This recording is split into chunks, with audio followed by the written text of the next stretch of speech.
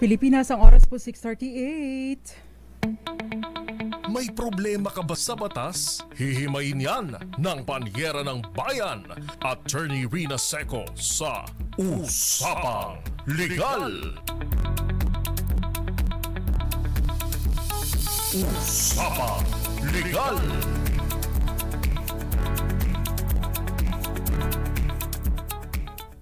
Usapang Legal. Magandang gabi po Pilipinas, Luzon, Visayas at Mindanao. Nandito po tayo sa Usapang Legal para sa DZRH, una sa Pilipinas, una sa Pilipino. Usapang Legal. Kumusta po kayo? Kumusta po ang kalagayan ng ang sitwasyon sa inyong lugar? Yung iba humupa na ang baha, yung iba ay naglilimas pa din, yung iba ay hindi naman makapaglimas dahil nga po mataas pa rin ang tubig. So sana po kahit pa ganoon ang inyong sitwasyon ay ingat pa din at paalala po tayo po ay ingat-ingat pa din kung lulusong tayo sa baha, especially kung meron po tayong open wound dahil delikado po ang sitwasyon kapag kaganyan. Maari pong mahawa or magkaroon tayo ng leptospirosis yun dahil yung mga maduming tubig, maduming baha at syempre pa kapag ka po ganyan may halo, hindi natin alam kung ano makontaminate. So contaminated. So ingat-ingat po tayo para maiwasan ang dagdag problema sa ating kalusugan. Usapang Legal. Samahan niyo po ako hanggang 7:30 ng gabi. Bagaman at may tatalakayin po tayo na tungkol sa usapang legal dahil alam niyo naman ngayong mga pagkakataong ito saglit lang muna. Mananawagan po ako sa mga politiko lalong-lalo na yung mga kumakandidato. Ngayon po ang pagkakataon para magpakitang gilas kayo, Kasi marami sa inyo magpapakitang gilas lang kung kailan halalan, Ngayon ipakita nyo ang galing nyo, ngayon ipakita nyo ang inyong kakayanan dahil ngayon higit ang pangangailangan ng ating mga kababayan na sinalanta ng Bagyong Christine. Usapang Legal. So yan po ang challenge namin sa inyo, At sana po ay mapakinggan tayo dahil napakarami po nating mga kababayan. Kanina I was listening to Miss Karen and Henry Uri. Pinag-uusapan nila. Meron silang in-interview kanina na talagang nakakalungkot. 18 ba yung namatay doon sa Batangas? Tama ba ako, Jackie? 18, Dahil sa pagguho ng nakakaawa. Nakikiramay po tayo sa mga pamilyang namatayan, talagang hindi maiiwasan ng sakuna, hindi po man natin masabi ang buhay. Kaya paalala po sa iba pa rin, patuloy pa rin ang ating pag-iingat. Usapang Legal.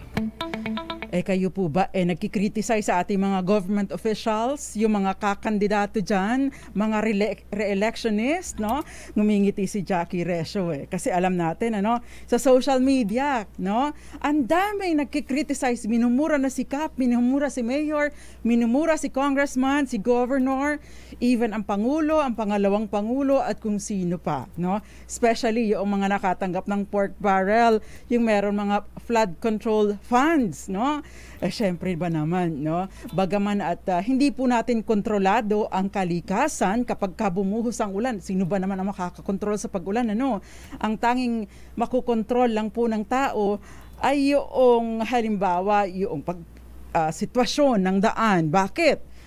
Anong control ng tao dyan? Siyempre, pag ganyan, anticipate mo na yung mga flood control projects, ayusin ang drainage system, di ba? Yun lang naman ang magagawa natin. Wala tayong control or wala tayong magagawa kapag kalikasan na ang kumilos. Usapang Legal. Pero sana kung inayos po ang ating mga daan, yung mga ating mga sakahan, yung mga lupain natin, hindi ginawang subdivision, hindi ginawang mall, syempre sana, meron pang nalulusutan ng ating tubig, Di ba? Usapang Legal! Pero kapag criticize mo ba si congressman, si mayor, si governor, si senator, maari ka bang managot for cyber libel? Kasi binanggit ko na po yung cyber libel, dahil tayo naman ay saan ba tayo maglalabas ng sama ng loob sa ngayon, no? Maliban sa ating mga kasama sa bahay, ating mga kaanak, ating mga ka-chat, no? Doon tayo nagpo-post, no? Sa social media, sa TikTok, sa Facebook, saan pa ba? Sa X, yung dating Twitter. At kapag ganyan, no? Okay lang, no? Kung kapag blinak kayo, like for example, Senator Ping Lacson, unlimited ang pambablock niyan kapag medyo hindi nagustuhan ang sinabi sa iyo, no? Merong iba naman na nakikimura din ang politiko, no? Usapang Legal! For example, yung kahapon ba yun? Yung post ni Mayor Nina Jose, no? Ay merong tawag doon, medyo maraming nainis sa kanya, no? I know, joke lang. Alam naman natin na joke lang yun. Hindi lang nagustuhan ng ibang mga kababayan natin, kung sakasakali ba yung mga nag-criticize sa kanyang post na yon na may halong pagbibiro, I think she was trying to make it lighter for everyone. I think that was her intention, hindi nga lang nagugustuhan ng marami. So kapag ka po ba ganyan, no, at ikaw ay nag-react ng hindi maganda dahil na-offend mo siya, dahil ikaw naman syempre inaakala mo, ako ay citizen, may karapatan ako mag-demand ng serbisyo, no? Kagaya ng sinasabi natin lagi, karapatan po natin ang mag-demand ng serbisyo, yung tamang serbisyo mula sa mga kawani ng gobyerno, dahil actually hindi lang natin ito karapatan tungkulin din po natin ito sa bayan because in essence we're helping them perform, we are reminding them to perform kung ano yung dapat na ginagawa nila bilang mga lingkod bayan. Usapang Legal! O kaya naman yung iba kinikriticize ang mga Villafuerte sa Bicol. Bakit kanyo? Dahil namumudmod yung video, yung mga clips na napanood natin sa Facebook, sa TikTok, sa Instagram, sa X, mga nakikita natin nakapump boat, naka-Onitsuka, is that Onitsuka, no? Na sapatos, no? Medyo social, medyo mahal-mahal yan, no? Kapag ganyan. Tapos, pa ba? Basta maganda yung forma niya, Tapos namumudbud siya ng 500 pesos sa kanyang mga kababayan sa kalagitnaan ng baha. Yan. Naka-boat, nakabangka, no? Pagkatapos nag-iikot siya at namimigay siya ng 500 pesos. Yung iba ay mga hindi nagustuhan, talaga nga naman, kasi nga po naman, ang kailangan ng mga tao sa ngayon, especially kung wala namang sapat na supplies sa kanilang bahay, pagkain. At kahit may pera ka ngayon, kapag ikaw ay natrap sa baha at wala kang pagkain sa bahay, walang magagawa yung 500 pesos mo. Usapang Legal! So ikaw ay nakapagsasama ng loob mo sa inis mo, na-insulto ka for example, or talaga lang passion mo na maningil ng serbisyo sa mga kawaning ng gobyerno, nakapag-post ka ng hindi maganda, maaari ka maging liable sa cyber libel. Usapang Legal! Yan po at iba pa ang ating tatalakayin tonight. Kasama po ang Panyera ng Bayan. Ako po si Attorney Rina Seco. Tatalakayin natin, pwede bang kasuhan ang nagpaparinig sa Facebook? Yung iba hindi pinapangalanan pero kasi parinig lang. Yung iba derechahan, mayor. Hindi ka marunong, di ba? Ay Mayor XXX hindi ka marunong, di ba? Well, medyo subtle pa yung pagkakasabi ko. Paano kung mas matindi pa doon, no? Maari ka bang makasuhan? Kasi mayroon pong isang desisyon ang Korte Suprema 2023 po ito, December 2023 na tawag doon nilinaw po ng Korte Suprema ang panuntunan kung kailan maaring managot ang isang ordinaryo or ang isang ordinaryo citizen kapag criticize siya ng isang public official. Usapang Legal! Ayan. So if you have questions, 0919-282-6485, ganyan sa ating DZRH TV 4K live stream, pwede po kayo magpadala ng inyong comment dyan, ng inyong mensahe at sasagutin po natin kung kung kakayanin natin, no? Yan, pipilitin po natin abot sa ating kakayanan. At syempre pa, yun pong inyong pwede pa rin po kayo magpadala kung kayo ay nangangailangan ng rescue, pwede po namin yung i-coordinate kung kanino man, especially sa mga taga PNP and AFP para matulungan po kayo. Usapang Legal! Magandang gabi sa iyo, Lorena Castaneda. Saan po kayo nandoon? Sa Binalonan, Pangasinan. Safe po kami, awa ng Panginoon. Ay, that is very good news po. Magandang gabi po. Actually, nag-record po ako ng para sa episode tonight kasi ako po dapat ay wala ngayon. Dahil papunta po ako dyan sa Pangasinan. Meron pa akong hearing sa isang sulok ng Pangasinan. No? Kaya lang kagabi ay nag-decide ako na hindi na lang tumuloy. Bagaman at wala pong nakalagay na cancellation. No? Ang cancellation kasi ng Supreme Court, para sa Supreme Court, Court of Appeals, Court of Tax Appeals at saka sa Sandigan Bayan, yun lang ang suspension na yung announcement ng sinuspend ng Korte Suprema. Kaya lang iniisip ko, hindi naman safe para sa akin at para sa magdadrive. Para sa akin, lalo pa yung driver, meron po siyang, syempre merong pamilya. No? Kakahiya naman kung ilalagay ko sa alanganin ang kanyang buhay. Lalo-lalo pat may mga maliliit pa po siyang mga anak. Usapang Legal! Sabi ko, bahala na. Anyway, hanggang 7:30 po tayo. So magandang gabi po muna pagpupugay sa ating mga nanonood tonight. Miss Irene Almodovar, Jericho Ferrer, magandang gabi sa iyo. Taran del Mundo, kumusta dyan sa Buena Vista, Marinduque? No, ang mga kababayan ko, magandang gabi sa iyo. Joseph Abalos, Moonbeats, Marlene de Abolencia, dyan sa, ay tama po, magtanim ng kawayan para si Congressman Plato. Sa Congressman Plato, sa ano po ba ito? Bulacan. Magandang gabi po sa inyo. Congressman Plato, nanonood sa atin yun Magandang gabi din po sa inyo. Gian Michael de Polonia. At si Sansu Joya or Hoya, magandang gabi sa iyo. Kenneth Arevalo, Tita Ami Miraflor Garcia.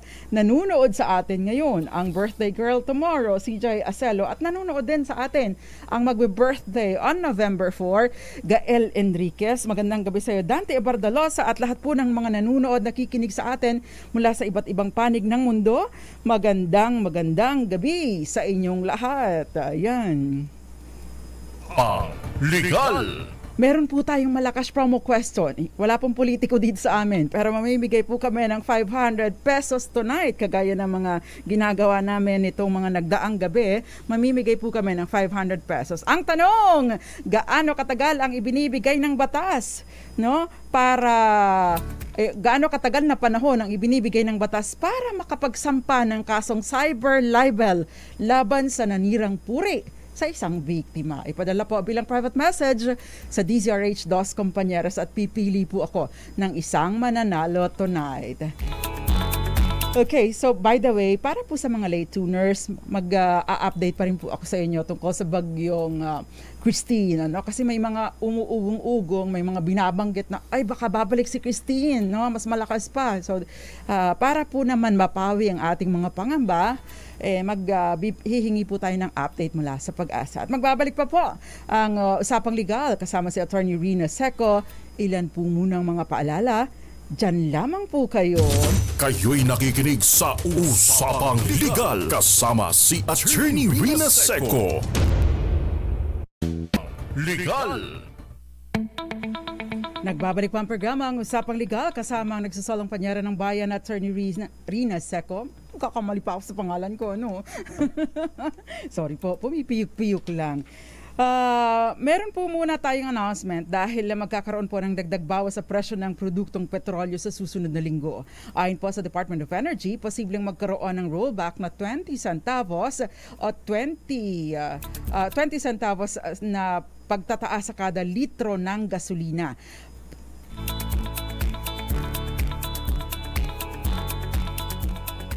Medyo confusing ito, Jackie. Posible po magkaroon ng rollback ng 10 centavos hanggang 30 centavos sa kada litro naman ng diesel. So, ibig sabihin, ano ba to? Rollback o tataas? Jackie, pakiklaro nga ito. Pagbaba sa gasolina, posibleng bumaba pero posible rin tumaas. Yon, okay. Posibleng bumaba ng 20 centavos pero posible din naman na tumaas and sa gasolina. So 10 cents ang pwedeng ibaba sa gasolina, 30 centavos sa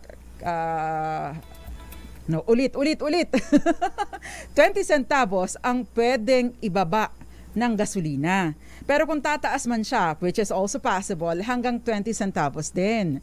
Kung sa diesel naman, 10 centavos ang posibleng ibaba, pero may posibilidad din na tumaas ng 30 centavos. No? Sa kerosene ay tiyak na natataas, no? Ang kerosene na hanggang 20 hanggang 30 centavos. Ayun ang paglilinaw natin. Usapang Legal! Pababa pataas medyo confusing.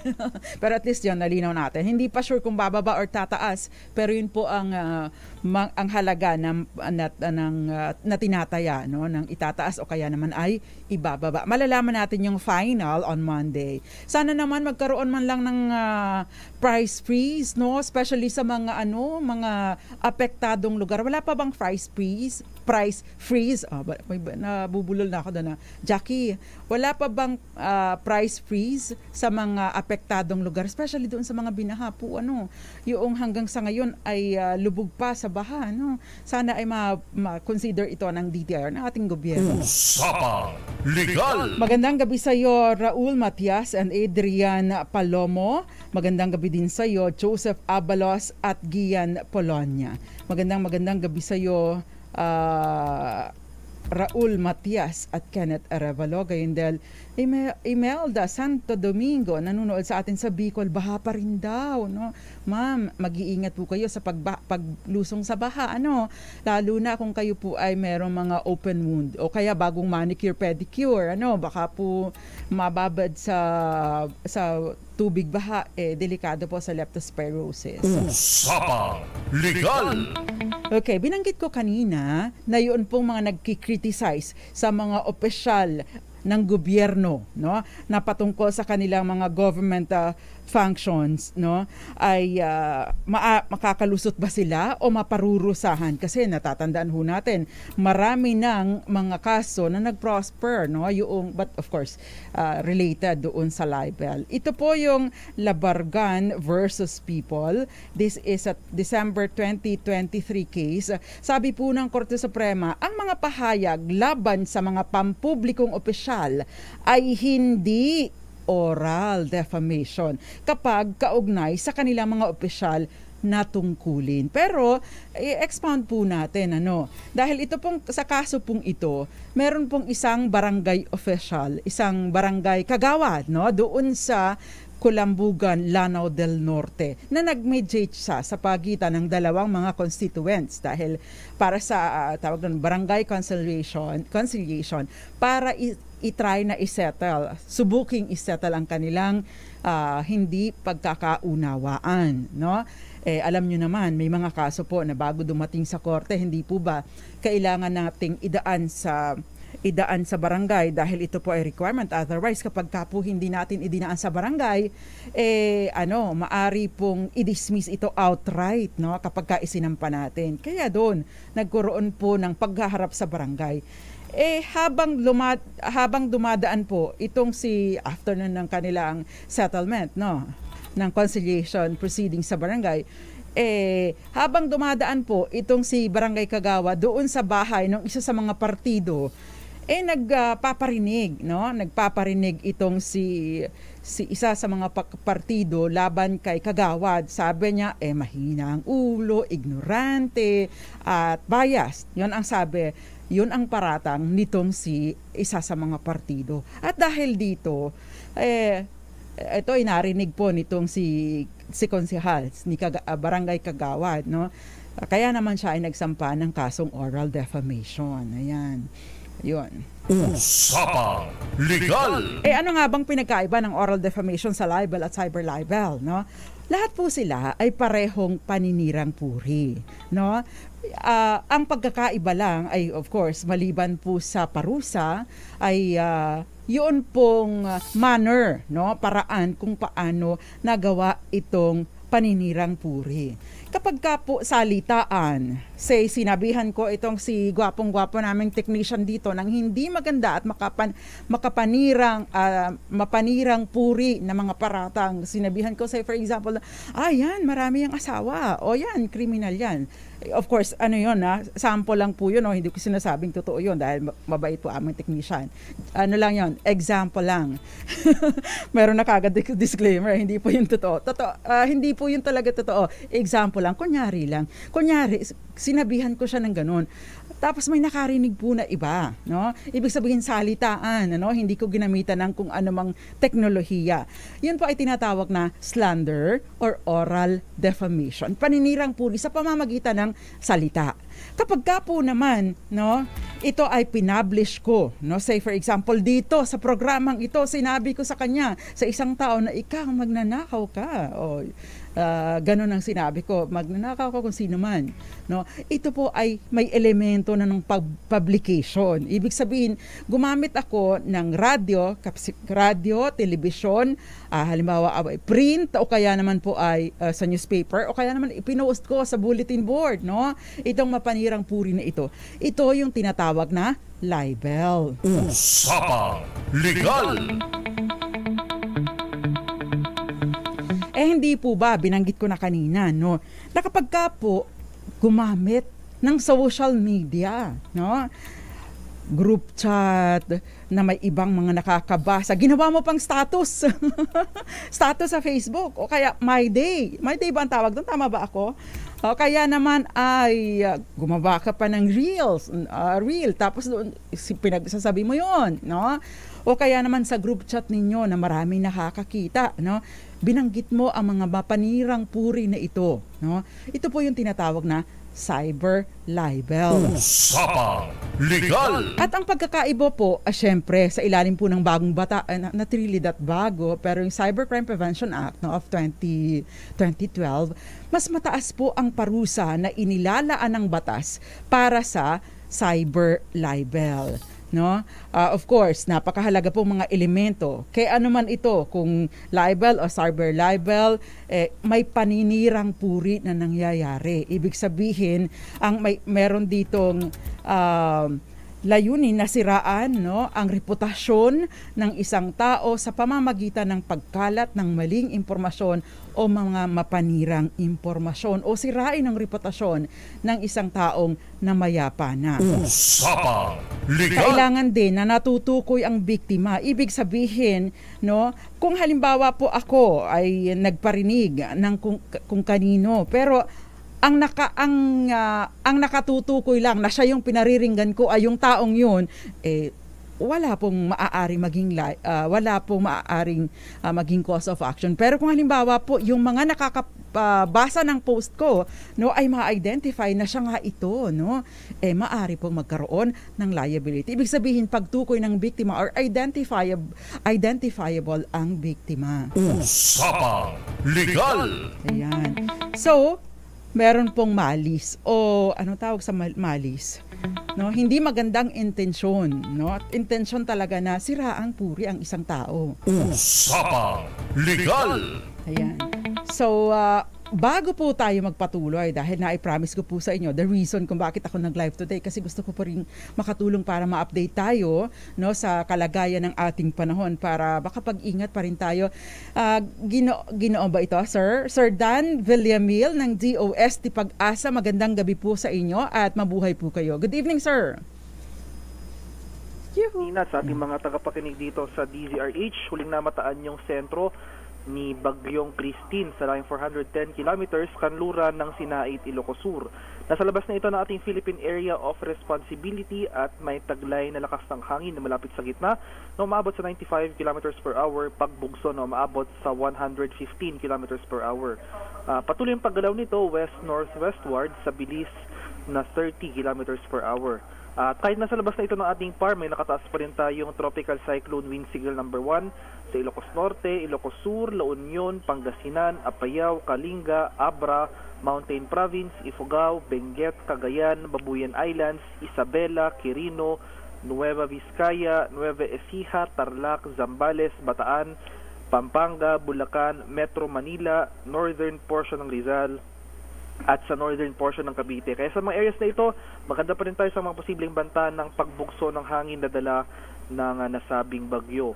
Magdudulot rin ng heavy rainfall o malalakas sa pag-ulan itong si Christine, especially sa western section ng Luzon for the next 24 hours sa areas ng Ilocos Region, Zambales at sa Bataan. Kaya sa mga lugar na ito, patuloy rin tayong maging handa at alerto sa mga banta ng pagbaha at pagguho ng lupa, lalong-lalo na kung tuloy-tuloy ang pag-ulan na ating mararanasan.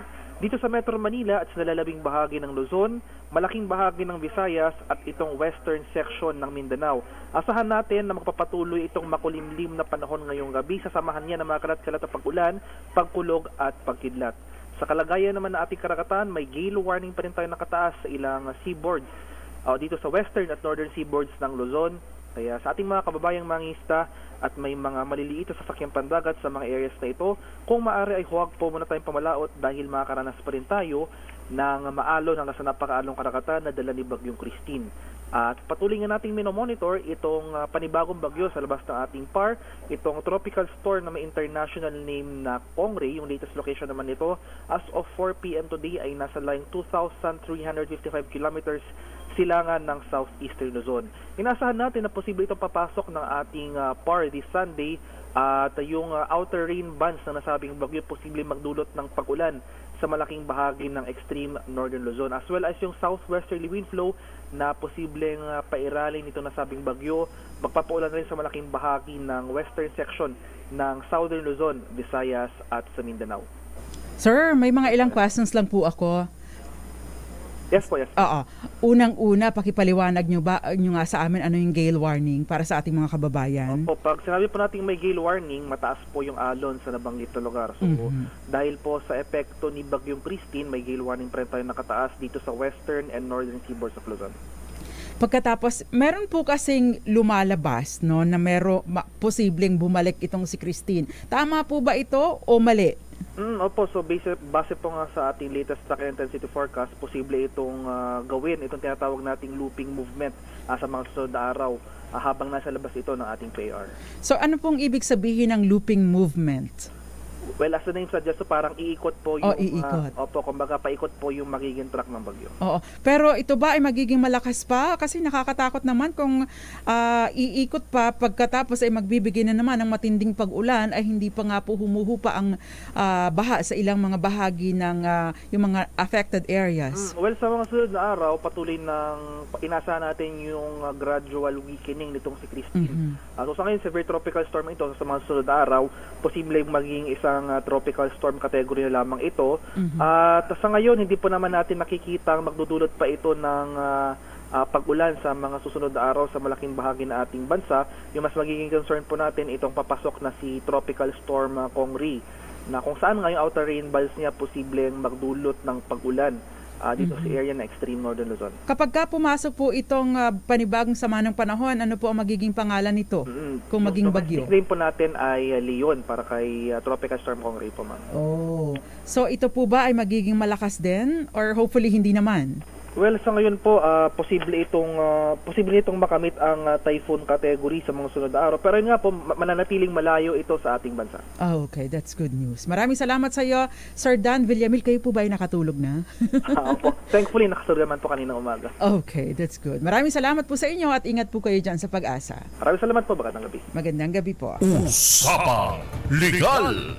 Merong report yung bilang ng mga patay sa pagguho ng lupa sa Talisay, Batangas umabot na po sa 18. Ang report mula kay RH27 Noche Kakas Noche. Magandang gabi sa iyo bagamat hindi kagandahan ng balitang hatid mo.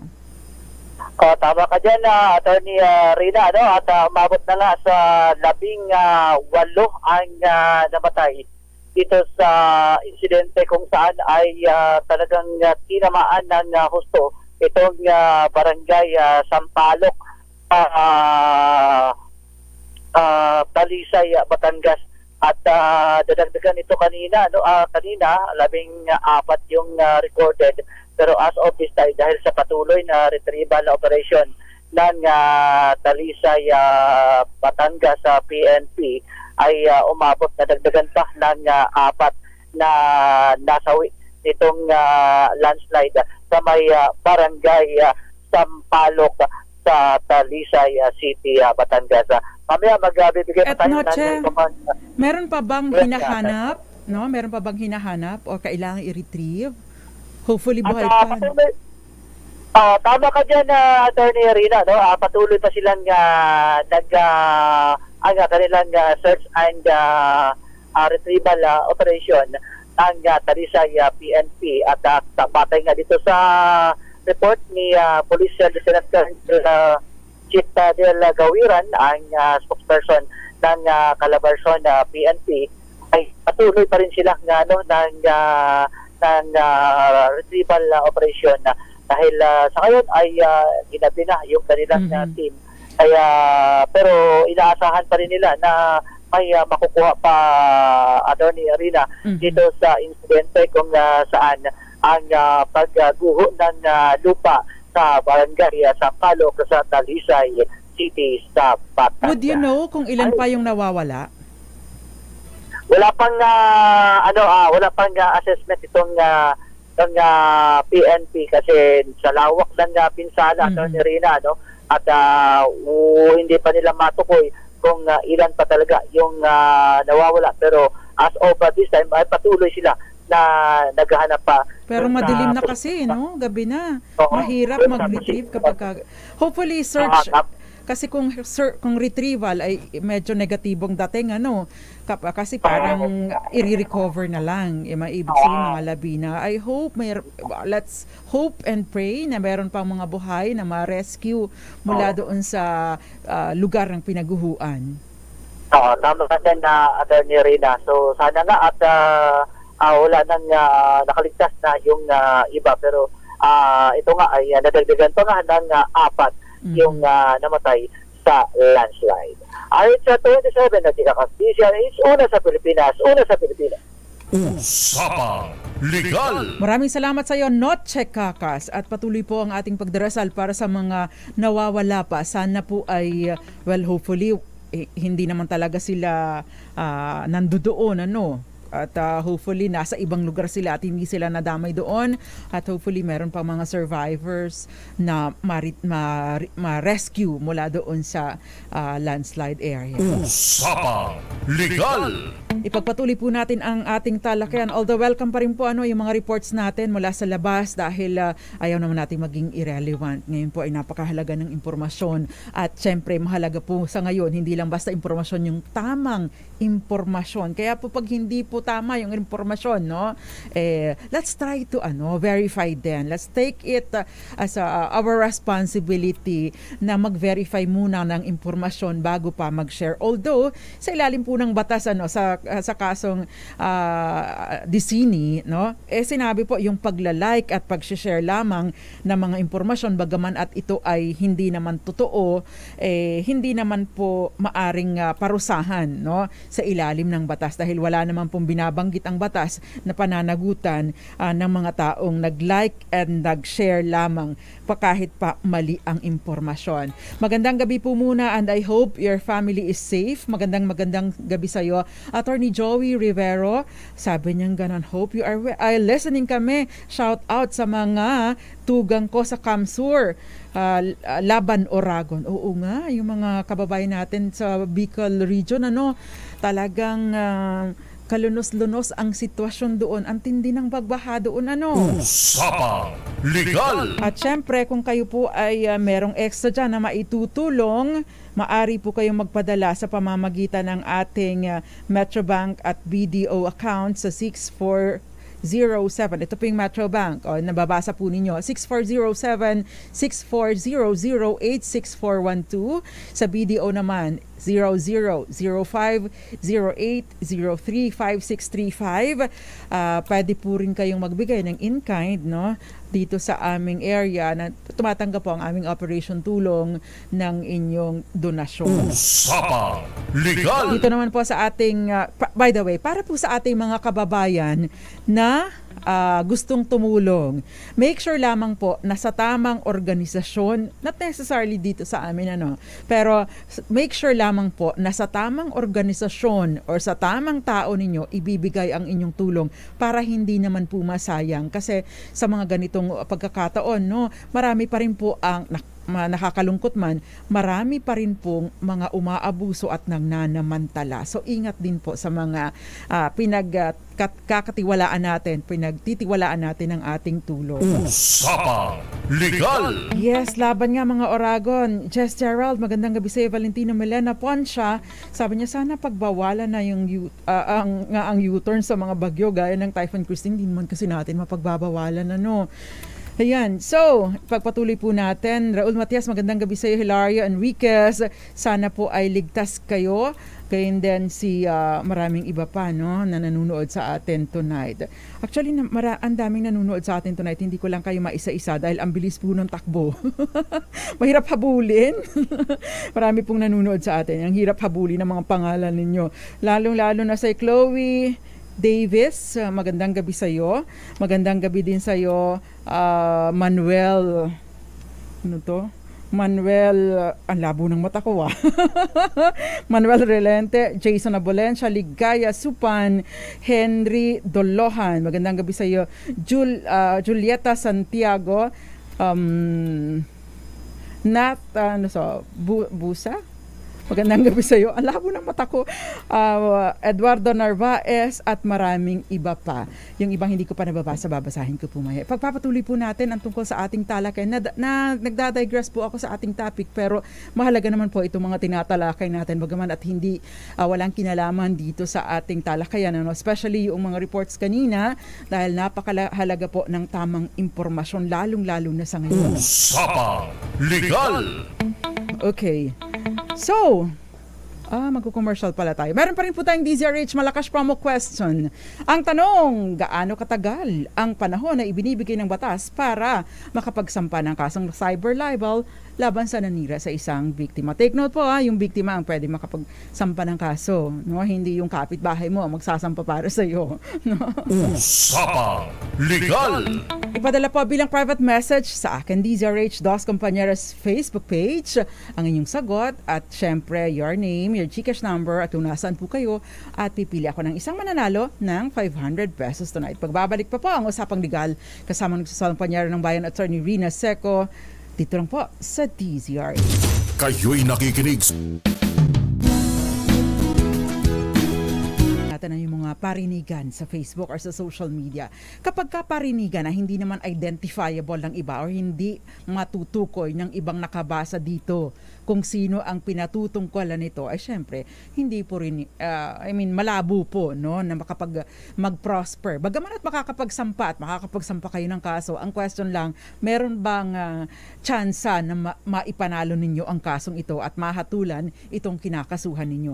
Kapag ka po identifiable at malalaman, no, hindi lang ng taong pinatutungkulan ninyo, no, kung sino ito, syempre meron po itong tsansa. But again, no, depende po ang lahat ng ito sa inyong ebidensya.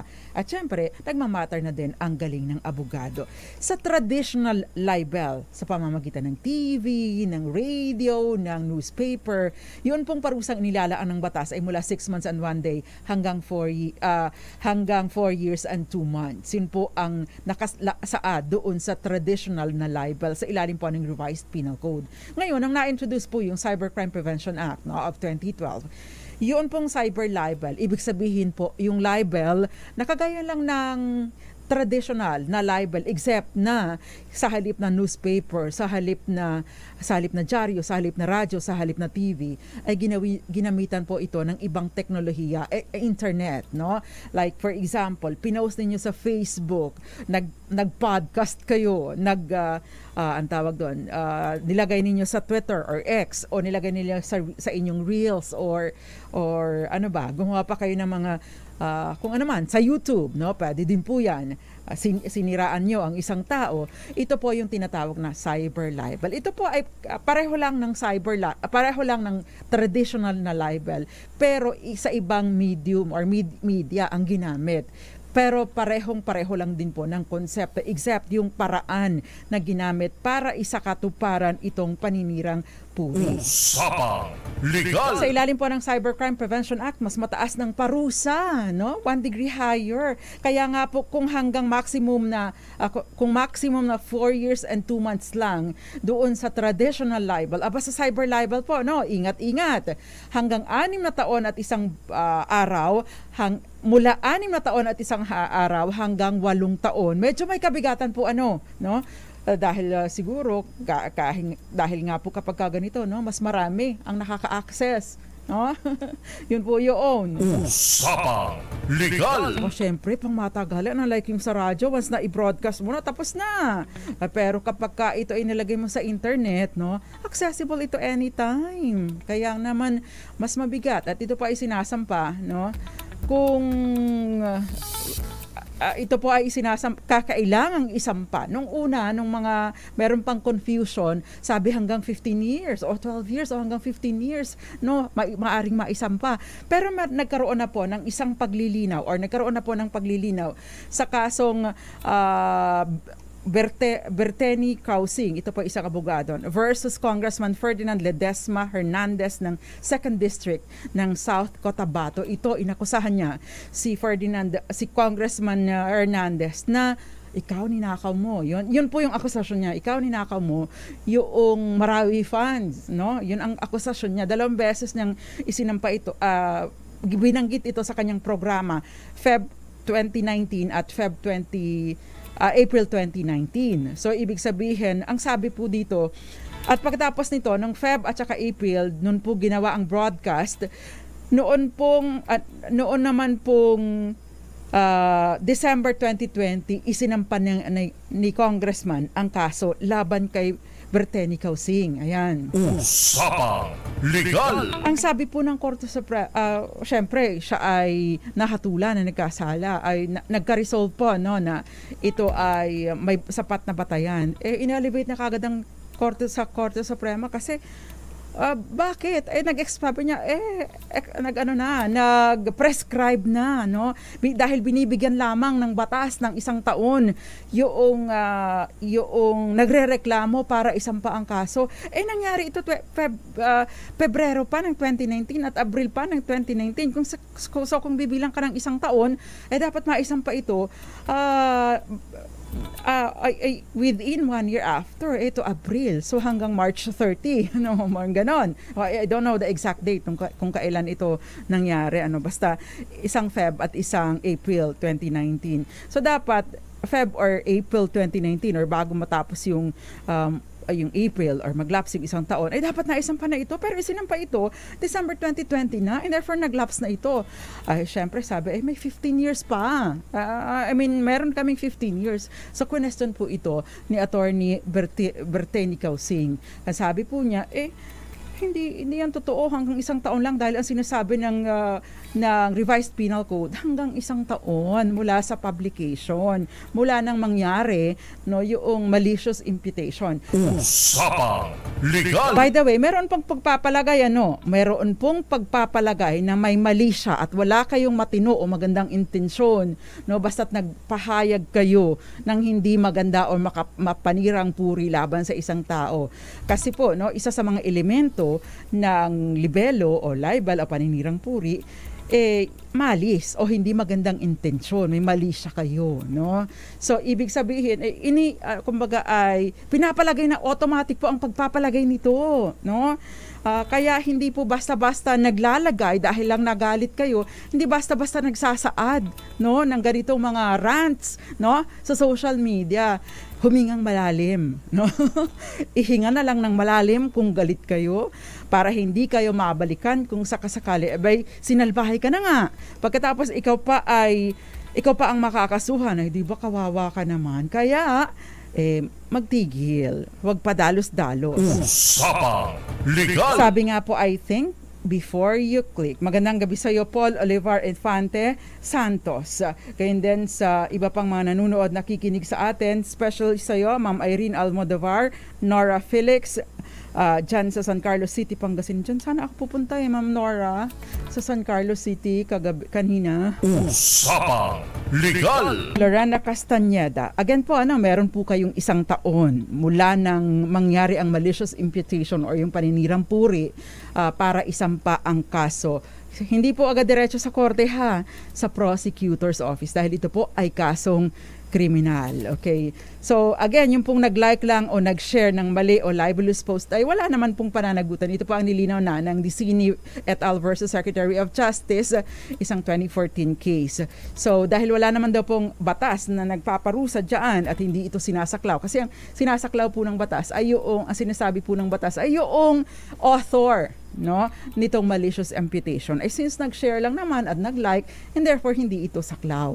Hindi walang pananagutan. Pero just the same paalala na lang din po natin, bagaman at hindi kayo magiging criminally liable, wag nyo na pong i-share kung mali. Wag nyo na pong i-share kung nakakapanirang puri. Hindi po ba? Usapang Legal!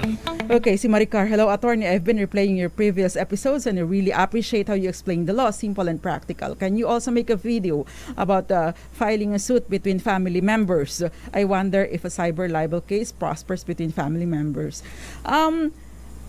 Wala naman pong wala naman pong nagbabawal na magsampahan kayo ng kaso. Pero sa mga ganito po kasi pag pamilya ninyo, 'di ba? As much as possible ay hindi po kayo nagkakasuhan. Pinag-uusapan po muna. Usapang Legal. Ayan. Okay, paano po yung nag-post hindi naman po siya complainant? Ang tawag doon? Nag-post ay hindi naman siya. Talaga pong hindi magpo-post yung complainant. Ibig ko sabihin, ang sasampu ng hindi naman po, hindi ko masyadong naintindihan. Kasi yung nagpo-post po, syempre yun ang kinakasuhan. So hindi po siya yung complainant sa sitwasyon, hindi po ba? Usapang Legal! Yung mga nasa YouTube, kailangan ba yung tao mismong sinisira ng dapat mag-file? Syempre, kasi po wala pong legal standing ang isang tao na wala namang kinalaman doon sa, hindi naman siya ang na-injure or na-damage doon sa nasiraan doon sa post. Syempre, hindi siya ang magsasampa ng kaso. Ang magsasampa yung siniraan. Ayan. So, ambis ng oras, nag-alanganin tayo dahil napachika ako tungkol doon sa mga challenge natin sa mga kandidato. sabi ko sa mga kandidato kayo magpagalingan sa pagtulong sa ating mga kababayan. Siguraduhin po ninyo na talagang mapapakita ninyo ang inyong galing. Huwag yung tuwing election lang. Ngayon, ang matinding pangangailangan ng ating mga kababayan. Kaya make sure na ngayon kayo nagpapakitang gilas.